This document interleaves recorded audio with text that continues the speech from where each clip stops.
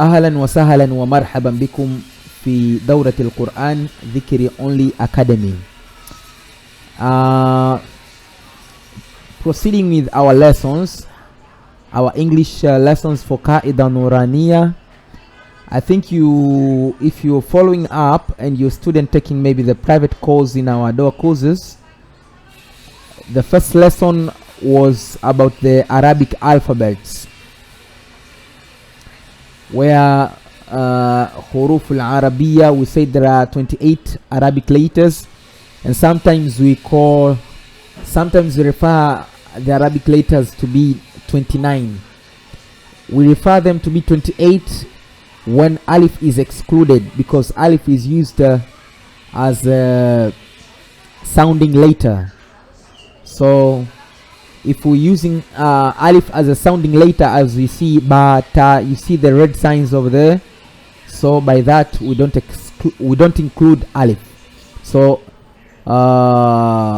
we have 28 Arabic alphabets, and as you see on this on the side around this place, you see there is something written, heavy letters, the letters of tafkhim.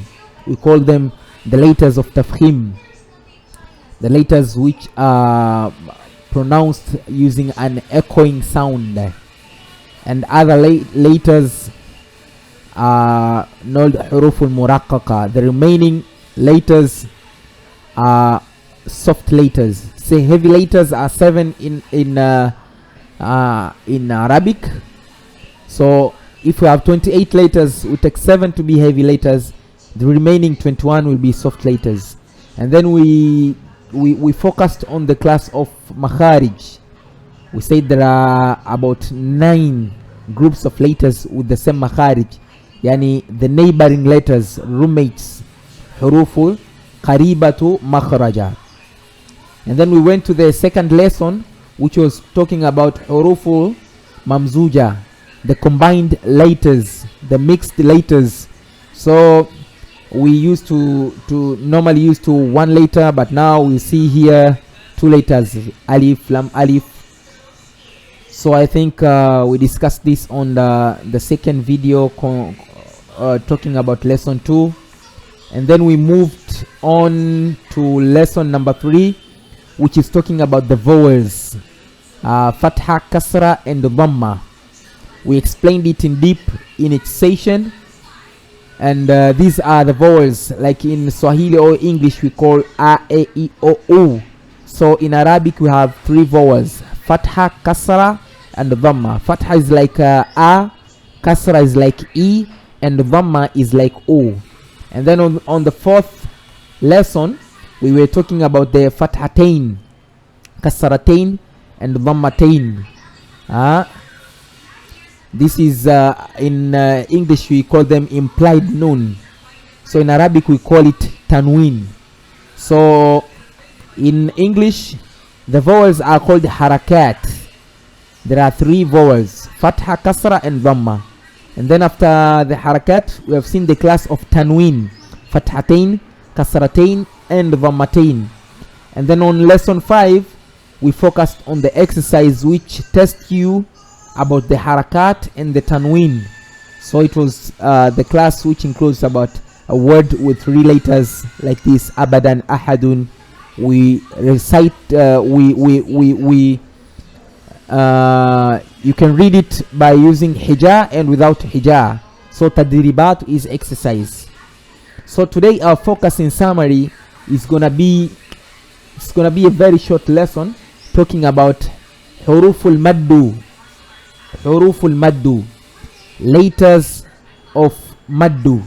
So there are 3 letters of elongation.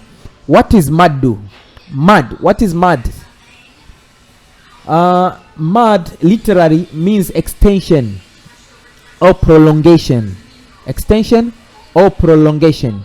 In the recitation of the Quran, mad refers to the elongation of a vowel sound. A vowel sound. As we said, we have the vowel which is fatha, kasra, and dhamma.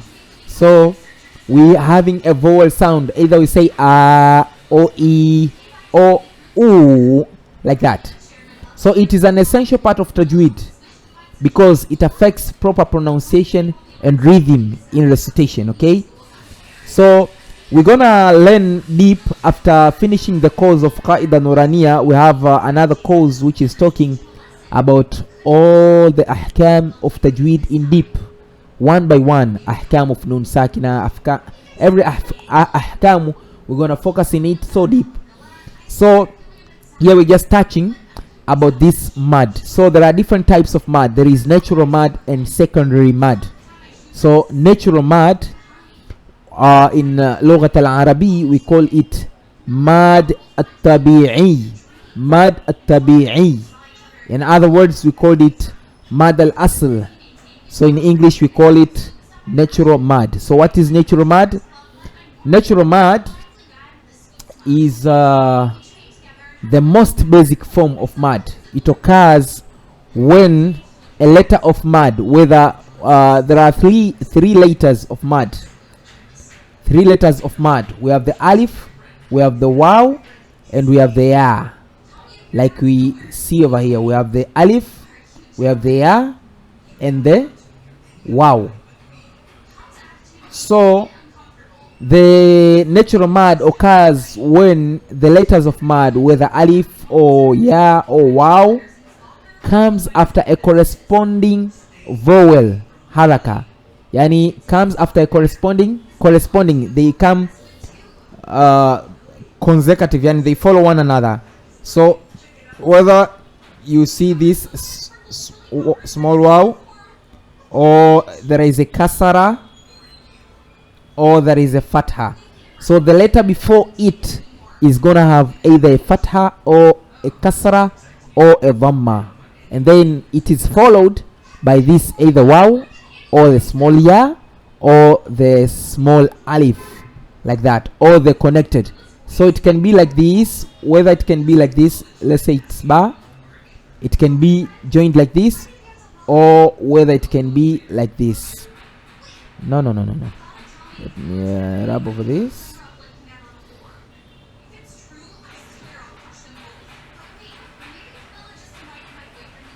So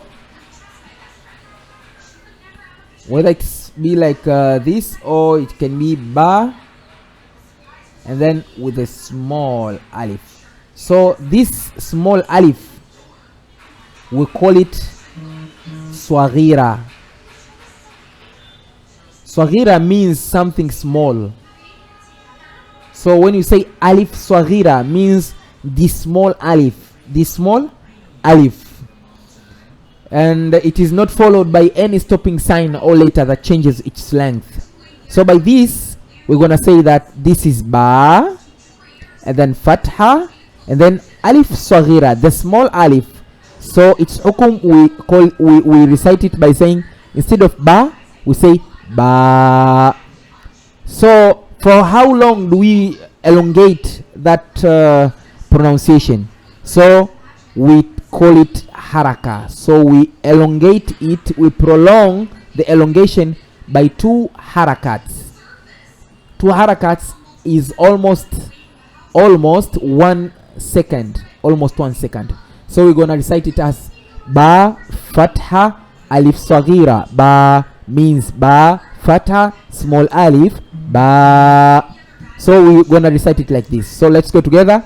Ya fatha ya alif saghira ya, ra fatha alif saghira ra, mim fatha alif saghira ma, lam fatha alif saghira la, waw fatha alif saghira wa, nun fatha alif saghira na, hamza fatha alif saghira a, ha fatha alif saghira ha, ain fatha alif saghira a, ha fatha alif saghira ha.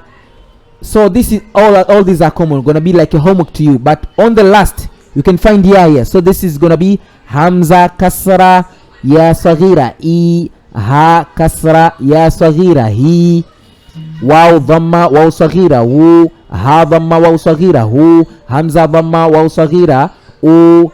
This is all. See you on the next session.